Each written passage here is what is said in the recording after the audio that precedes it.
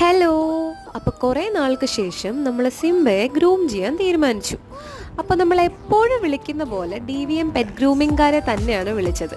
അവർക്ക് mobile grooming ഉള്ളതുകൊണ്ട് അവർ വീട്ടിൽ വന്നിട്ട് നമുക്ക് വേണ്ട രീതിയിൽ ഗ്രൂം ചെയ്ത് തരും.